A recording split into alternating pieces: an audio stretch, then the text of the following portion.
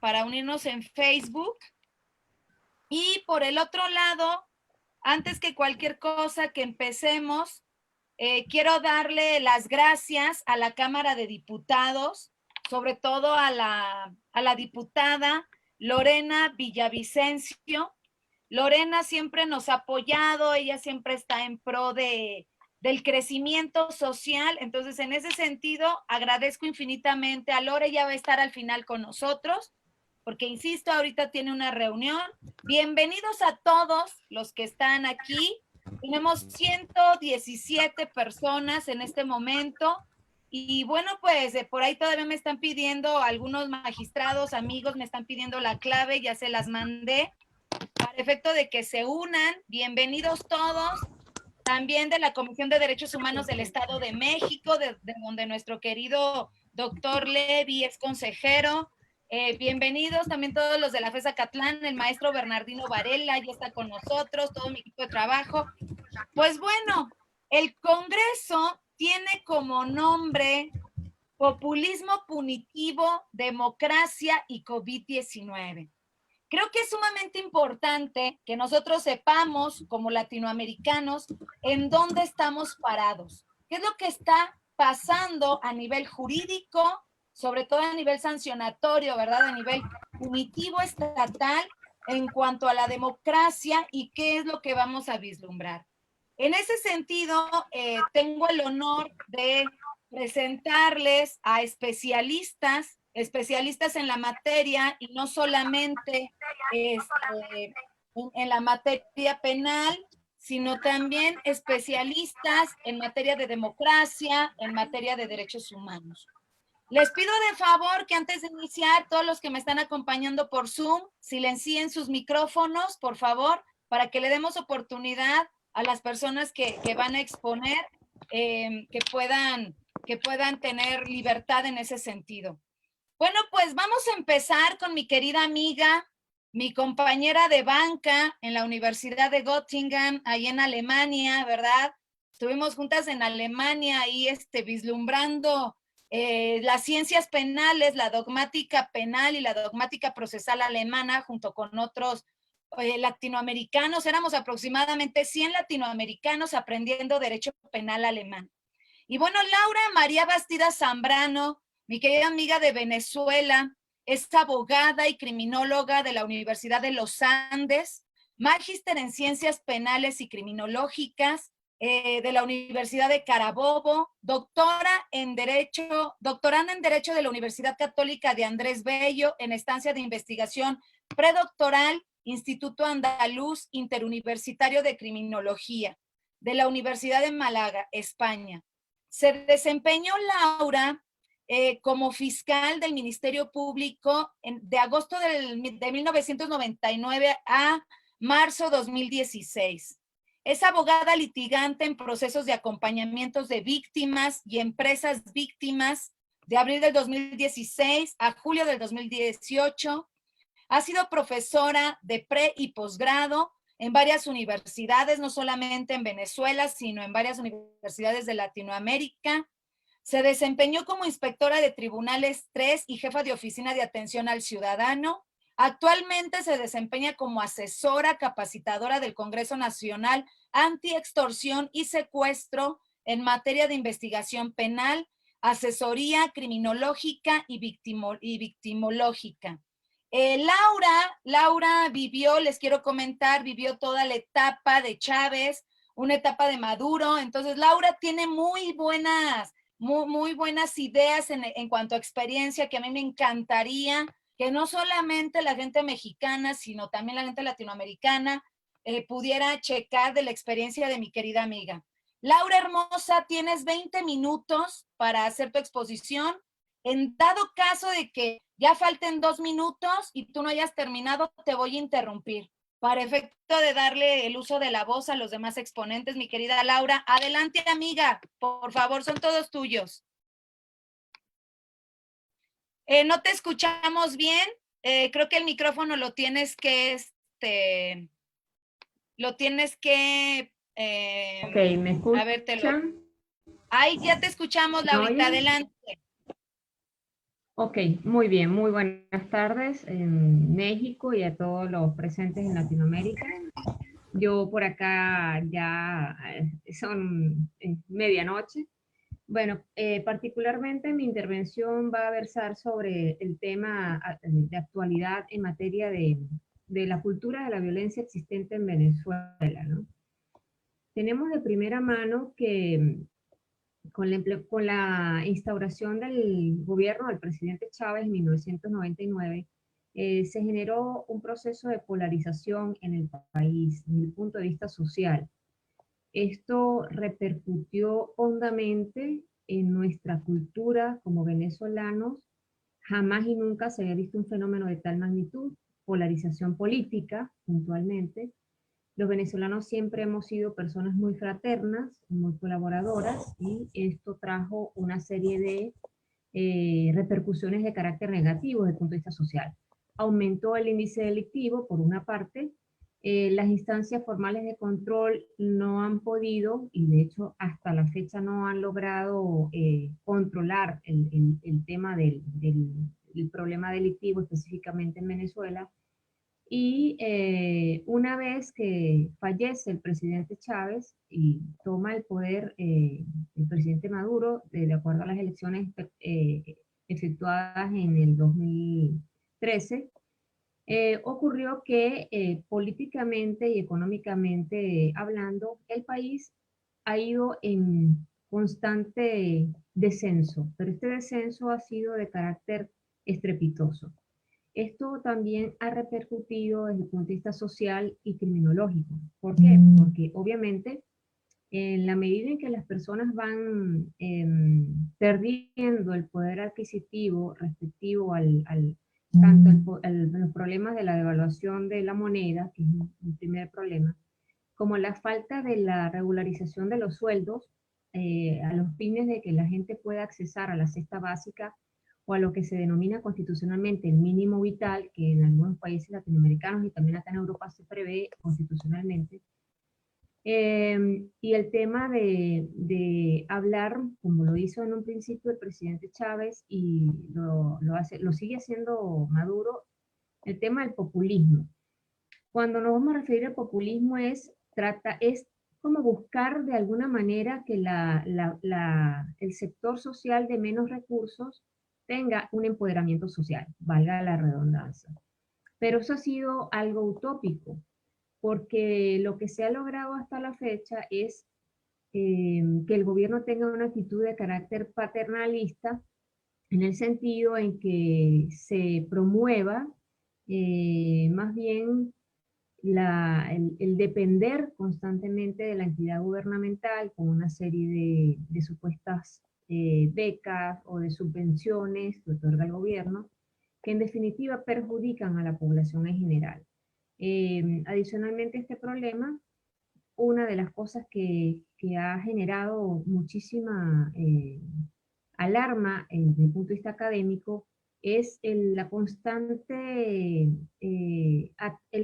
ataque que se ha generado en contra de las universidades autónomas en Venezuela, específicamente la Universidad de los Andes, la Universidad de Carabobo, la Universidad Central, entre otras, donde se han visto prácticamente ahogadas desde el punto de vista del otorgamiento del presupuesto necesario para poder mantenerse. Es necesario destacar acá que si nosotros, los venezolanos, o cualquier ciudadano en cualquier parte del mundo, no tiene el derecho al acceso a la educación universitaria, para mí y para el efecto de lo que es constitucionalmente se establece el derecho a la educación, es una violación flagrante de un derecho fundamental. Retomando el tema del aspecto económico, la violencia existente actualmente en Venezuela desde el punto de vista social, ¿no? No ha podido, lamentablemente, el gobierno actual hasta la fecha controlar el delito. ¿Por qué? En primer lugar, no hay una coherencia entre lo que es la gobernanza y la gobernabilidad en el país. Lo digo con toda propiedad. Se ha buscado más que todo mantener el ideal del populismo en cuanto a lo que es la agenda política, Es decir, hacer alarde de la garantía de derechos fundamentales desde el punto de vista político, pero que en definitiva esto no se lleva a la práctica. Es decir, el derecho fundamental o los derechos fundamentales se convierten en una eficacia simbólica desde el punto de vista constitucional. Eso es otro problema adicional que vemos. En relación con el índice delictivo, que es el problema aquí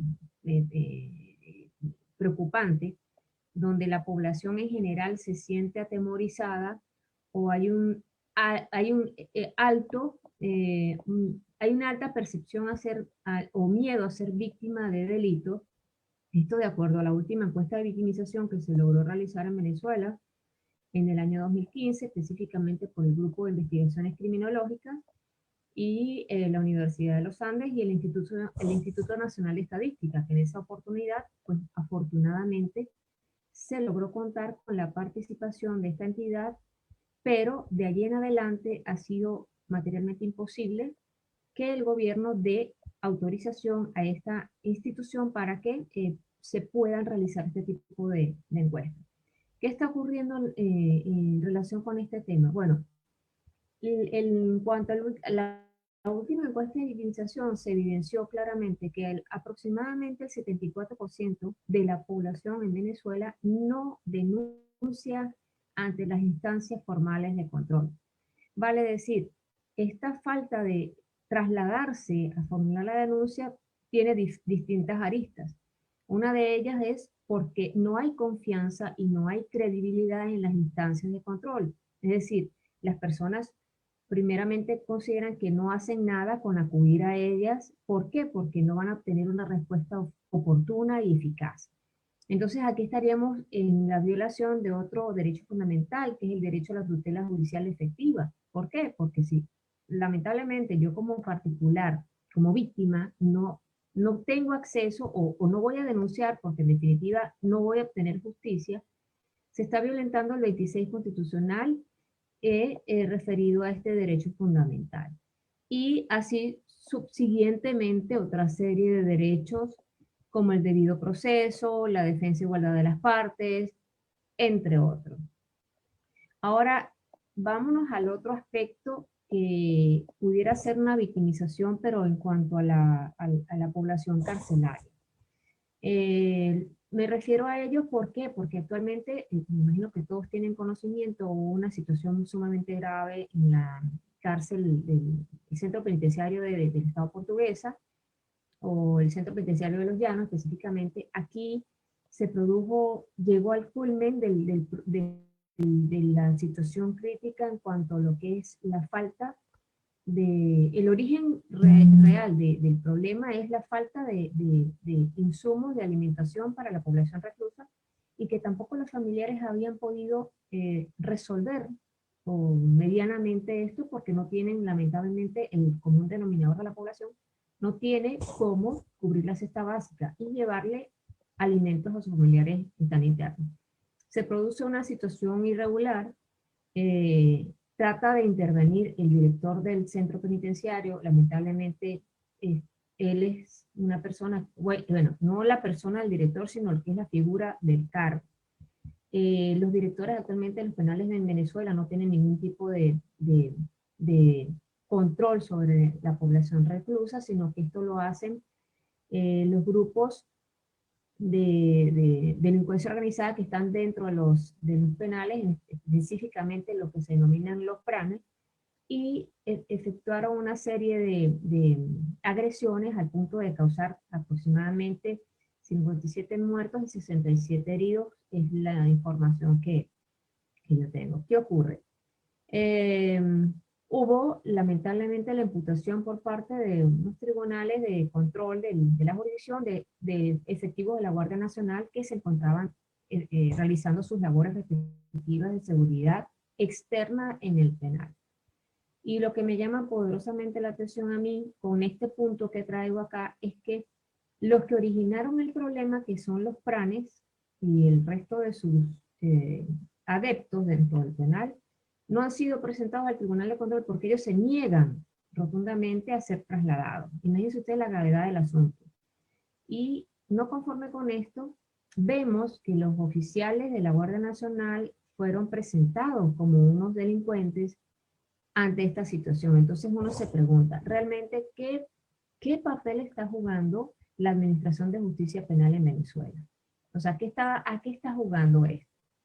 Otra situación que se nos presenta con el tema del populismo punitivo, beneficios por parte de la ministra de Prisiones a una serie de procesados, donde yo considero que ella, bueno, aunque esto está establecido en el Código Orgánico Penitenciario, ella no tiene la facultad para otorgarlos. ¿Por qué? Porque específicamente esto debería ser función del Tribunal de Ejecución en materia ya cuando la persona es condenada. Ocurre que como no existe en la actualidad celeridad procesal, que es otra situación que pudiéramos llamar complicada, en relación con cómo se está manejando la justicia en nuestro país, se están efectuando una serie de planes que se denominan Plan Cayapa, como para procurar que cierta parte de la población penal tenga acceso a o posibilidad, en este caso, a que se le otorgue un beneficio y salga en libertad por una u otra razón. Entonces, a grosso modo, esto es lo que estamos ventilando en la actualidad. Y en relación con la pandemia existente a nivel global, eh, el Estado venezolano obviamente decretó una serie de medidas de carácter sanitario, pero se ha solapado o se le ha tratado de tapar con un dedo, al sol en este caso, el tema de la escasez de combustible. En Venezuela actualmente no se está produciendo combustible, o en este caso la gasolina. Tenemos algunas refinerías que se encuentran completamente paralizadas en el país. Se están tratando de reactivar, se están generando algún tipo de conversaciones con otros países a los fines de poder reactivar este tipo de empresas. Sin embargo, la situación en el país es crítica. El tema del COVID-19 obviamente tiene a la población preocupada, pero hay otras cosas que son mucho más básicas, como el tema de los insumos, productos alimenticios, en la falta de fluido eléctrico que es constante, que en el país lamentablemente se suspenda el servicio eléctrico por 10, 12 horas, entre otros, en diferentes partes del país, a veces sin ni siquiera informarle a la población. Y el tema también de la escasez de los insumos del servicio básico del agua y el gas, entre otros. Entonces vemos que la población ha cumplido lógicamente con el tema de la cuarentena, pero bajo unas condiciones prácticamente infrahumanas. Entonces, uno ve también, y que lo voy a referir ya para concluir, el tema se observa en el país como una especie de doble realidad.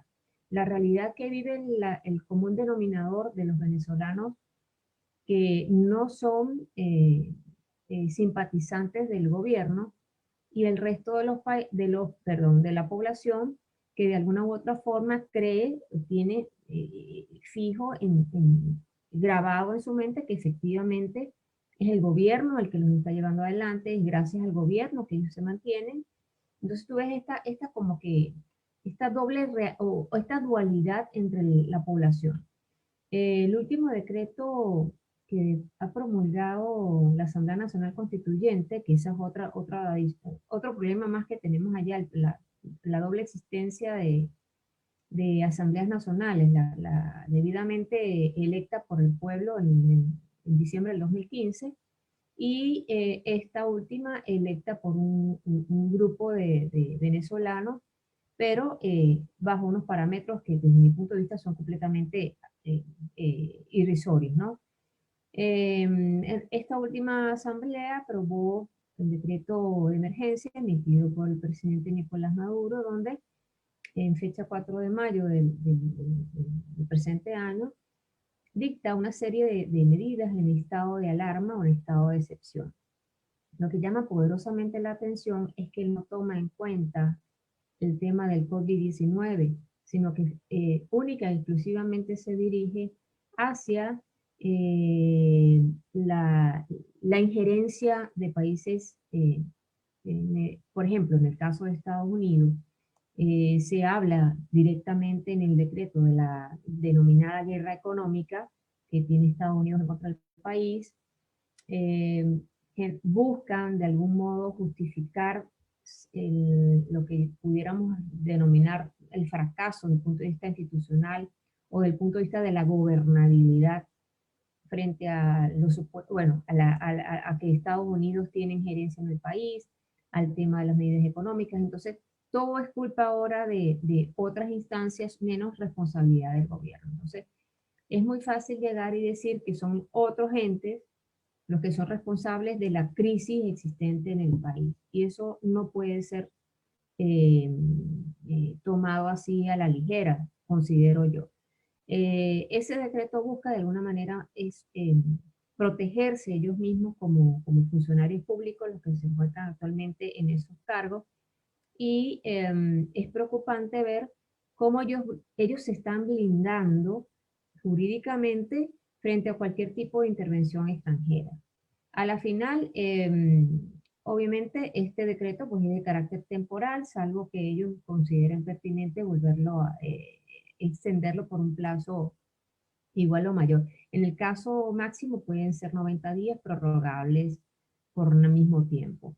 Entonces vemos que en definitiva este decreto menciona que es con la finalidad de garantizar los derechos fundamentales. Ahora yo digo, pero ¿cómo es posible que no se hayan garantizado en las condiciones normales? Entonces ahora sí con un decreto de 90 días yo voy a garantizar derechos fundamentales. O sea, es una cuestión irrisoria. Es mi punto de vista. ¿Cómo voy de tiempo? Te Querida Liz, faltan ¿cómo voy de tiempo? amiga. 2 minutos, amiga. Ok, perfecto.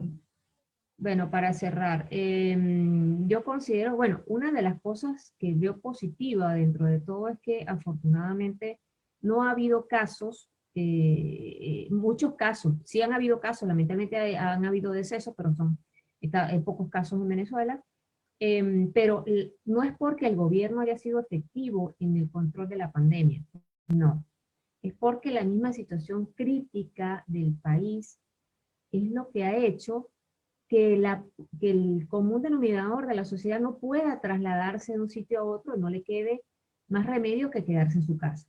Esa es la realidad de lo que se está viviendo allá. Y el Estado, o en este caso no el Estado, el gobierno ha aprovechado la ocasión para entonces eh, tapar de alguna u otra manera el tema de la escasez de combustible. De hecho, los mismos funcionarios de los cuerpos de seguridad no consiguen, no tienen cómo equipar ellos mismos en algunos casos el combustible para realizar los procedimientos pertinentes de traslado de detenidos. Imagínense ustedes, ha habido problemas hasta con el personal sanitario, que no le ha sido en algunos casos proveído de forma eficiente o eficaz los respectivos insumos, sin hablarles del sistema de salud, que es completamente nefasto, ¿okay? En Venezuela. O sea, acudir a un centro de salud público es sumamente complicado, la atención al usuario o al paciente, y si asistes a una clínica, lamentablemente todo está valorado ya en divisas, el bolívar está completamente devaluado, ya no hay forma de que la persona logre subsistir con un sueldo o con un salario mínimo. Es absurdo, el salario mínimo está en 800.000 bolívares y te puede llegar a costar alguna cuestión de la cesta básica hasta más de 1.000.000 de bolívares. Entonces, es absurdo. Es una cuestión, una realidad completamente bizarra, diría yo, lo que vemos en Venezuela. Yo espero realmente que la situación país, yo tengo fe, yo tengo la esperanza de que la situación país mejore. Existimos muchos profesionales que apostamos por ello, todavía hay mucha gente en el país que también apuesta por salir adelante y porque haya un cambio, pero positivo para todos, que todos cabemos en el país. Es una cuestión tan sencilla, pero la cuestión es hacerlo bien. Y hay directrices emanadas de instancias internacionales, donde dan un manual mínimo necesario para poder actuar de forma coherente con la garantía de los derechos fundamentales, que es lo que a mí me preocupa, que en Venezuela no hay forma de garantizar la aplicación efectiva de los derechos fundamentales. Eso es todo. Muchísimas gracias, mi querida Laura. Yo sé que ahorita es la 1 de la mañana allí en España y sé que estás haciendo un gran esfuerzo, amiga. Muchísimas gracias. Pero yo no quiero que te vayas, Laura, o que te duermas, o que te nos vayas a No, no me dormir, voy a ir, amiga, aquí estoy, sin no, una aquí estoy. pregunta obligada. Pero por cualquier cosa, yo necesito hacerte una pregunta obligada, amiga. Una pregunta obligada para mi gente mexicana, para la Por gente de supuesto. Latinoamérica, porque tú eres una mujer especialista.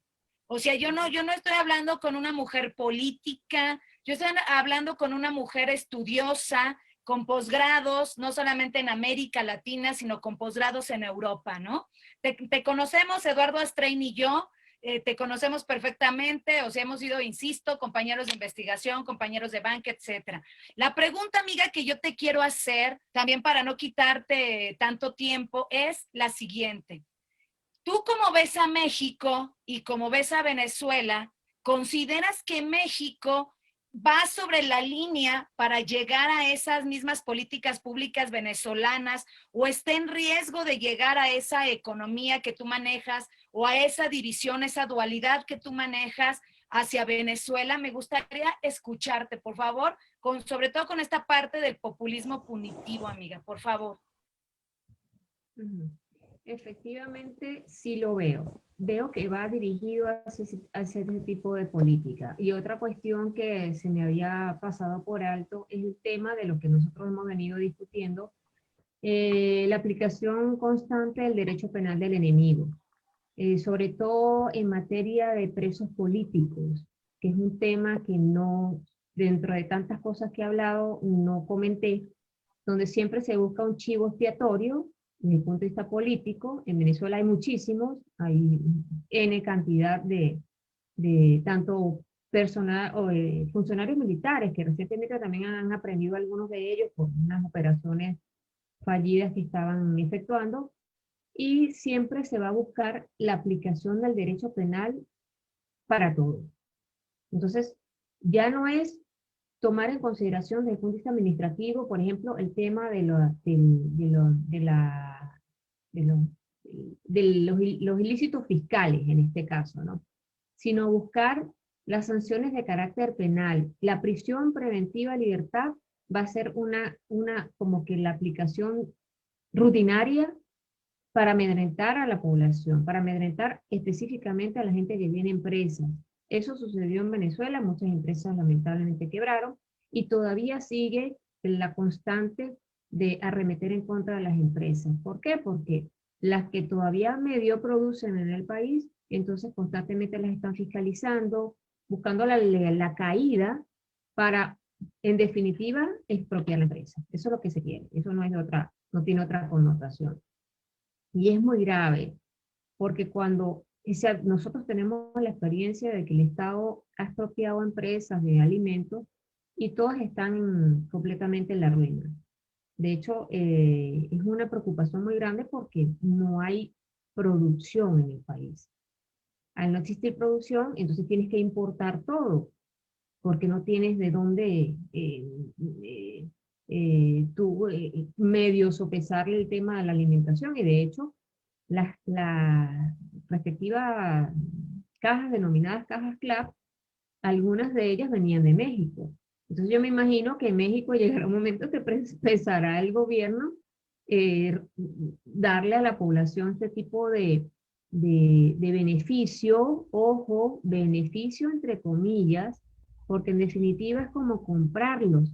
Es como que, bueno, sí, el gobierno ya no son tan malos. ¿Por qué? Porque me dan mensualmente una caja de CLAP, pero bueno, o sea, Imagínate tú el nivel de la persona que está pensando que sí, que el gobierno no es malo porque todos los meses le da su caja de comida.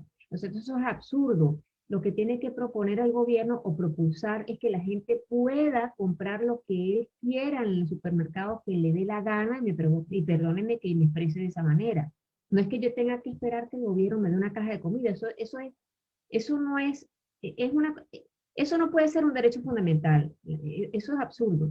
Derecho fundamental es que yo tenga la libre escogencia, que haya libre mercado, que yo pueda comprar lo que yo quiera, que el derecho a la propiedad valga, ¿ok? También el derecho a accesar a todos los bienes y servicios.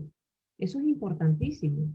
Entonces, ese es mi punto de vista. Entonces, tiene que tener muchísimo cuidado con este tipo de políticas, del populismo punitivo, de la aplicación del derecho penal al enemigo para cuestiones que no deberían ser aplicadas porque hay vías de carácter administrativo que se pueden resolver tranquilamente entre el Estado y los particulares. Para eso es el derecho administrativo.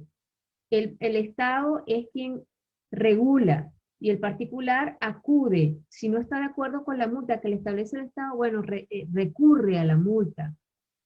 Pero es la vía de carácter administrativo, no penal. Penal debería ser la última rápido. Y resulta ser que ahora es la primera. Ese es el problema. Eso es lo que yo veo allá, que tienen que tener muchísimo cuidado, muchísimo cuidado. Sí, sí, Laurita, muchísimas gracias, Laura, por tu respuesta a la pregunta. Aquí en México, digo, investigadores como Eduardo Astrain, investigadores como el doctor Levy, por eso están aquí en este foro. Y bueno, tu servidora, nosotros nos hemos percatado de que los últimos acuerdos, las últimas reformas en nuestras legislaciones, te puedo decir yo, multidisciplinaria, el derecho penal del enemigo se está convirtiendo en la constante, amiga. Y no solamente en el derecho penal, fíjate nada más, sino reglas del derecho penal del enemigo se están retomando en el derecho administrativo, en el derecho civil, en el derecho administrativo disciplinario. Pero bueno, ya eso ya va a ser cuestión de otra cosa. Amiga, te agradezco infinitamente, mi querida Laurita Bastidas. Muchas gracias. Ojalá y te puedas quedar al final de las preguntas, querida amiga. Seguramente sí, hay mucha gente. Aquí tenemos en Zoom 208 personas. Tenemos en Facebook también aproximadamente 100 personas escuchándonos. Seguramente se van a unir más. Las personas que nos están viendo en Facebook, por favor, compartan este congreso porque es de suma importancia que nosotros conozcamos la realidad en la que estamos viviendo y como bien lo dice la doctora Laura Bastidas, el riesgo que tenemos sobre o con populismo punitivo y además como la democracia la hace más pequeña, ¿no? De eso ya nos hablará el doctor Gonzalo Levy, el doctor Astrain y también Martín. Bueno, pues